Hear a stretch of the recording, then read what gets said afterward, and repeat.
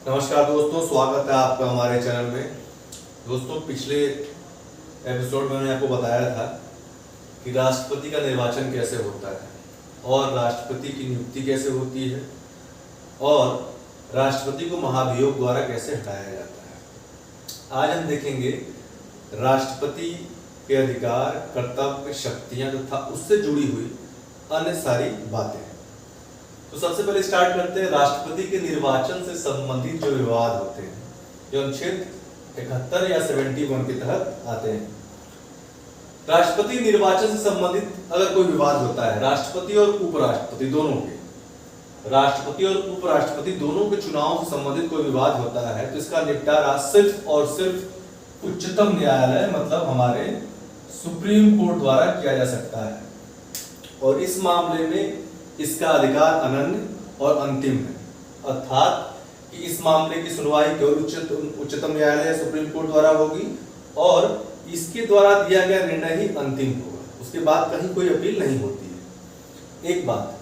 दूसरी बात, राष्ट्रपति उपराष्ट्रपति के चुनाव के लिए जो निर्वाचक गण बनते हैं, मतलब जो हमने आपको बताया था कि राष्ट्रपति के चुनाव में विधानसभा के जो निर्वाचित सदस्य होते हैं, विधायक, और संसद के निर्वाचित सदस्य सांसद, इनसे मिलकर पूरी मंडली बनती है जो राष्ट्रपति का चुनाव करती है। तो अगर उस निर्वाचक गण में कोई व्यक्ति अनुपस्थित रहा, 1, 2 या 3 कोई भी हो सकता है, तो उनकी रिक्ति से इस चुनाव को अवैध घोषित नहीं किया जा सकता है। मतलब अगर 1-2 व्यक्ति अनुपस्थित रहे राष्ट्रपति की वोटिंग में या उससे ज्यादा भी, तो उसका प्रभाव राष्ट्रपति के चुनाव पर नहीं पड़ेगा। उसको आधार बनाकर हम राष्ट्रपति के चुनाव को अमान्य घोषित नहीं कर सकते, ना इसकी चुनौती दे सकते। निर्वाचन अमान्य होने से पहले असल कई बार अगर क्या होता है कि मान लीजिए राष्ट्रपति का चुनाव राष्ट्रपति चुन लिए जाते हैं, बाद में अपील दाखिल होती है उच्चतम न्यायालय में और उच्चतम न्यायालय ये निर्णय दे दे कि राष्ट्रपति का जो चुनाव है वो अवैध हुआ है, तो राष्ट्रपति की नियुक्ति अमान्य हो जाएगी। लेकिन उस समय, उस ड्यूरिंग देयर पीरियड, उस समय के बीच में, अब सुप्रीम कोर्ट द्वारा यह निर्णय आने से पहले तक, अपनी नियुक्ति से सुप्रीम कोर्ट द्वारा यह निर्णय लिए जाने के पहले तक बीच में राष्ट्रपति ने अगर कुछ निर्णय लिए हैं, कुछ चीजों पर दस्तखत किए हैं, कुछ आदेश जारी किए हैं, तो वो अमान्य नहीं होंगे।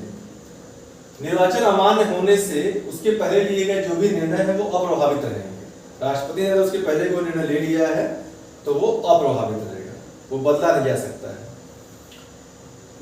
इन सारी बातों के अलावा और राष्ट्रपति के बारे में कोई भी नियम कानून जो भी बनाना है वो संसद विधि द्वारा बना सकती है, क्योंकि संसद को यह अधिकार है नियम और कानून बनाने का।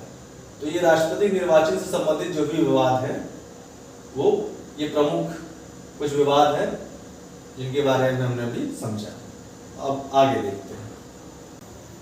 तो दोस्तों, आगे देखेंगे कि राष्ट्रपति की शक्तियां और कर्तव्य क्या क्या हैं। हमारे संविधान में लिखा हुआ है कि संघ की कार्यपालिका शक्ति राष्ट्रपति में निहित है। आर्टिकल 53 अनुच्छेद 53 ये कहता है कि हमारे जो संघ की, भारत सरकार की कार्यपालिका की शक्ति है, कार्यपालिका मतलब होता है सरकार या मंत्रिमंडल, तो ये शक्ति राष्ट्रपति में निहित है। लेकिन याद रखिए, राष्ट्रपति हमारे संविधान का या हमारे देश का संवैधानिक अध्यक्ष है, वास्तविक अध्यक्ष नहीं। उसके पास वास्तविक शक्तियां नहीं होती है। वास्तविक शक्तियां प्रधानमंत्री के पास और मंत्रिमंडल के पास होती है।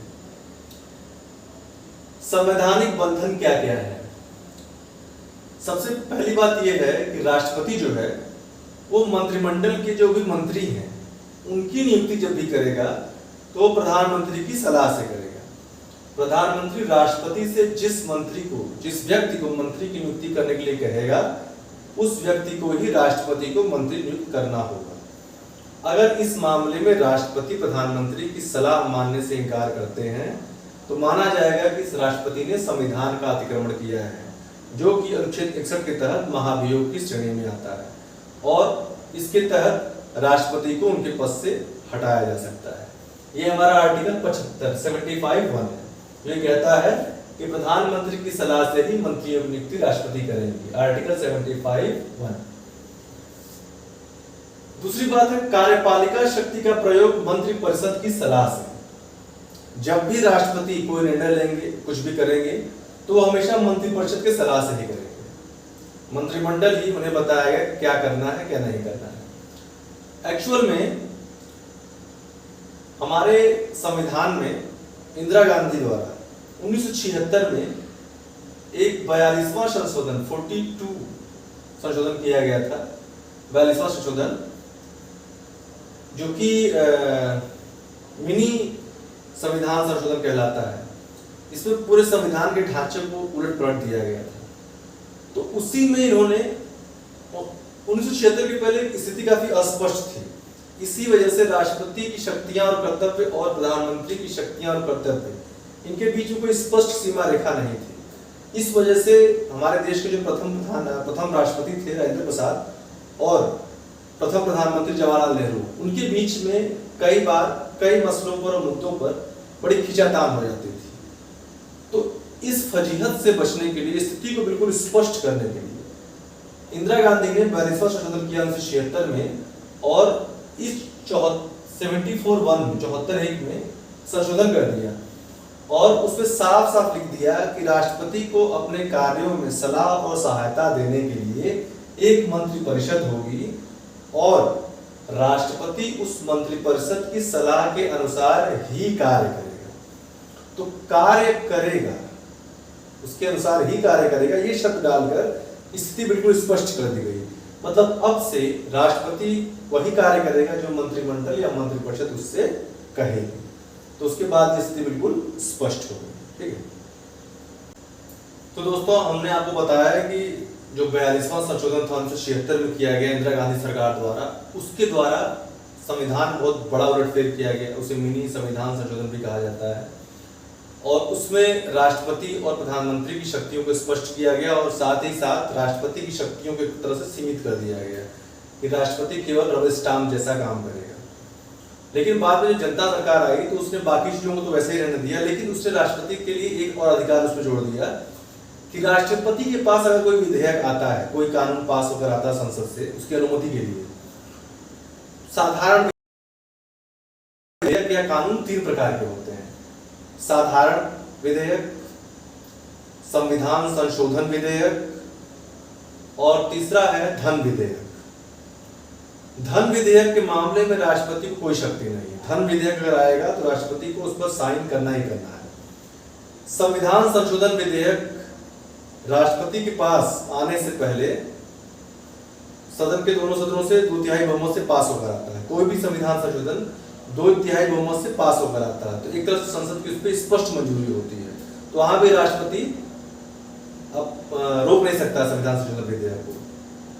लेकिन जो साधारण विधेयक है, साधारण कानून है, उस मामले में राष्ट्रपति को यह शक्ति दी गई जनता सरकार द्वारा। 44वां संशोधन किया गया, उसमें यह शक्ति दी गई राष्ट्रपति को कि वो किसी कानून को अगर वो चाहे, उसे लगता है कि इसमें कुछ कमी है, खामी है, तो उस पर अपनी सलाह के साथ संसद को वापस भेज सकता है।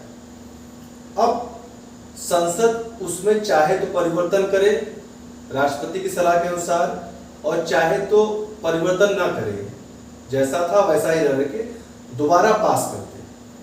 और अगर दोबारा वो विधेयक उसी रूप में या अन्य किसी रूप में राष्ट्रपति के पास आता है तो फिर राष्ट्रपति वहां अपना निर्णय देने के लिए बाध्य है। दोबारा राष्ट्रपति उसको रोक नहीं सकते। वो एक विधेयक के बारे में ये शक्ति राष्ट्रपति को केवल एक बार के लिए ही प्राप्त है। तो ये जनता सरकार ने, जो मोरारजी देसाई सरकार थी, उसने राष्ट्रपति के लिए ये एक अधिकार अतिरिक्त दिया। तो राष्ट्रपति की जो कार्यपालिका शक्ति है क्या क्या है? प्रशासनिक शक्ति, सैन्य शक्ति, विधायी शक्ति, न्यायिक शक्ति। तो राष्ट्रपति हमारे प्रशासनिक शक्ति का वास्तविक कार्यकर्ता नहीं है, लेकिन सभी भारत सरकार के जो भी कार्य हैं सब राष्ट्रपति के नाम से किए जाते हैं, सब पे राष्ट्रपति के दस्तखत होते हैं। जितने भी भारत सरकार के कॉन्ट्रैक्ट होते हैं, जो भी संपत्ति संबंधी हस्तांतरण होते हैं, सब राष्ट्रपति के नाम से और उसके सिग्नेचर से किए जाते हैं। सभी भारत सरकार के जो कर्मचारी हैं, अधिकारी हैं, वो राष्ट्रपति के अधीनस्थ होते हैं, उसी के स्वाधीन, उसी के आधार पे अपनी शक्ति ग्रहण करते हैं, अपना पद धारण करते हैं। तो व्यवहारिक थ्योरेटिकल रूप में, कागजों में सब कुछ राष्ट्रपति के नाम से होता है। हमारे राष्ट्रपति इन सारे विभागों के, इन सारे सेक्टर्स के एक तरह से एक कह सकते हैं कि बस उसे हम कह सकते हैं कि मात्र औपचारिक रूप से इसके प्रधान है। वास्तविक शक्ति इन मामलों में संसद, मंत्रिमंडल मतलब कार्यपालिका के पास होती है।